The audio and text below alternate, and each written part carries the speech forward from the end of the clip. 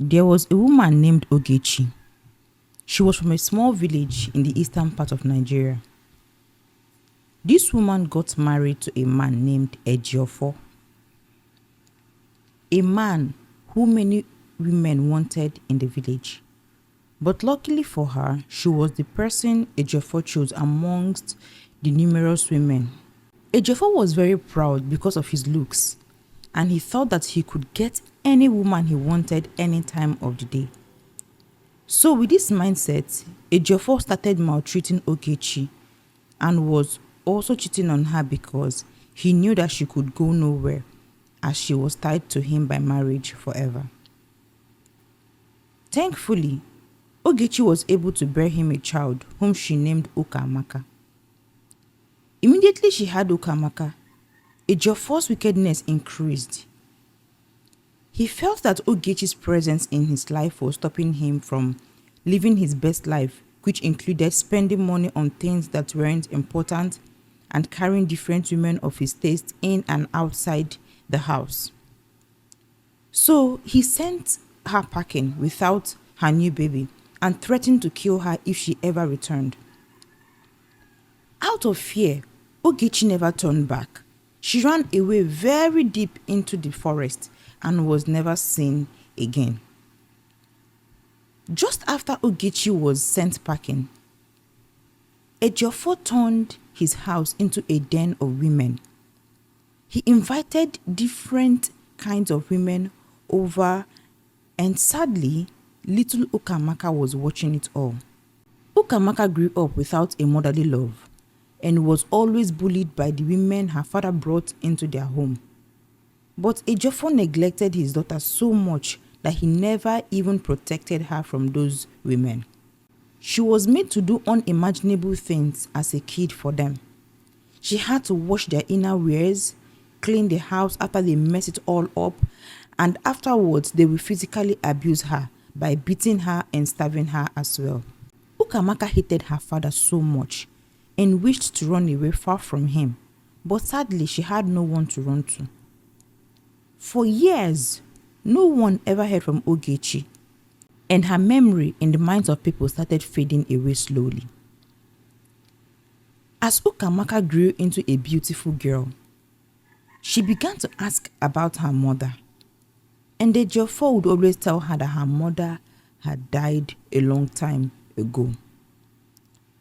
Whenever she hears those words, tears fills up her eyes, but she kept on moving on. Irrespective of the fact that she came from an abusive home without love, Ukamaka refused to be wayward. She was very determined to finish her school and become something great in life. So she struggled to finish her education and finally became a nurse. She started working in their local hospital and was very helpful to the villagers because she was very compassionate and did her job so well that she even started attracting high quality men that were beginning to ask for her hand in marriage. Unfortunately, she turned all of them down, saying that she wasn't ready yet because she needed to attain to a particular level in her career before getting married. But something happened one day that changed her life completely. On one cool evening, there was a little girl named Ada who had a little dog that wandered off into the bushes.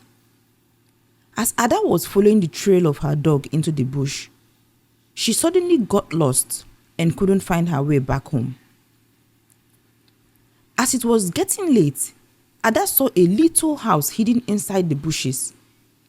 The place seemed deserted, and she decided to spend the night there so that by morning she would continue her journey back home. Meanwhile, back in the village, Ada's parents were looking for her, but they didn't see her, and they thought that something bad had happened to their daughter while wandering into the thick bushes. Then they set out at night to look for her with other villagers, but she was not found. So as soon as Ada got into the little old house in the bush, she became so scared. The door creaked as she entered, and at one glance, she scanned through the whole room, hoping to see if someone was around. With fear and trembling hands, she quietly laid on the bed and slept off. Then, in the morning, after a long, restful night, she woke up from her sleep and saw an old woman seated beside her looking at her scarily. Ada shouted so loud for help, but her voice didn't go far because she was very far into the bushes. Then the old woman shushed her and prepared her a hot food to eat and regain her energy. With hunger, Ada quickly rushed the food and thanked the old woman. After that, Ada introduced herself to the woman and told her about her mission into the bush and why she needs to go back to continue her search for her dog. As she was about going back, Ada quickly turned to bid the old woman farewell and to thank her for taking care of her. Then she saw tears streaming down her eyes. Immediately, Ada ran back to her and asked her why she was crying. Then the old woman sat her down and began to tell her the story of her life. She told her about her husband Ejiofor, how he chased her away and threatened to kill her if she ever returned home. And he also snatched her only daughter from her as soon as she had her. So she never got the chance to truly be a mother. Rather, she ended up becoming a lonely old woman. Ada became very emotional as the old woman told her the story, and she decided to help her get back to her daughter and made sure that Ejiofor gets the judgment he deserves. So Ada forgot about her dog and journeyed back to the village following Ogechi's direction. As she got to the village, she quickly ran home and found her parents crying. She told her parents that she was fine and also told them all the stories that Ogechi told her. Her parents then joined her in search for her daughter Ukamaka. Few days after a long search, they found Ukamaka and told her all her mother Ogechi said. But Ukamaka told them that her mother was long dead. But Ada's parents convinced her to follow them to the bushes to be sure if her mother was truly dead or alive. Then Ukamaka left home without informing her wicked father, who was fast asleep. As soon as they approached the little house that belonged to Ogechi, Ukamaka's heart raced, hoping that she finds her mother. When they got there, as soon as Ogechi saw her daughter, who was now a full-grown adult, she was in uncontrollable tears for hours. She cried because she had missed important parts of her daughter's life and felt like a stranger to her own daughter. Seeing that Ukamaka was a striking image of her mother, then she finally believed that her mother was alive. Then they hugged each other while crying in each other's arms. After hours of crying and hugging, Ogechi, Ukamaka, Ada and her parents hatched a plan, ready to expose the wickedness of Ejiofor and bring his wickedness and maltreatment to an end. So after they were done, they decided to march back to the village together. Ukamaka was holding her mother and didn't want to leave her sight. When they got to the village, few villagers that could remember Ogechi started running towards her like they had seen a ghost come into town. They were so happy to see her after all these years. When they heard about everything that Ejiofor did to Ogechi, the villagers were moved with compassion and they all marched to his house, seeking justice. As soon as the crowd approached Ejiofor's house, they started shouting and throwing stones at his house. And immediately, Ejiofor came out of his room.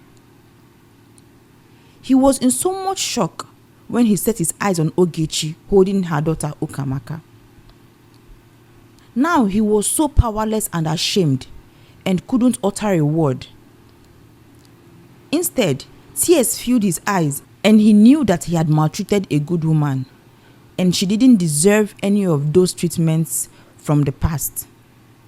He tried to apologize to her, But Ogechi was so angry that she couldn't even stand to hear his voice. He then pleaded with the villagers to beg her on his behalf to return back to him. The people mocked him because he was a selfish old man that only needed a stable woman to take care of him in his old age. Ogechi finally forgave him, but refused to go back to him.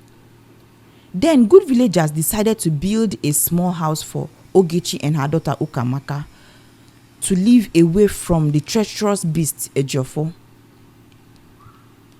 Ejiofor now lived the rest of his life in poverty, loneliness and pain due to his wickedness and wasteful lifestyle in his youthful age.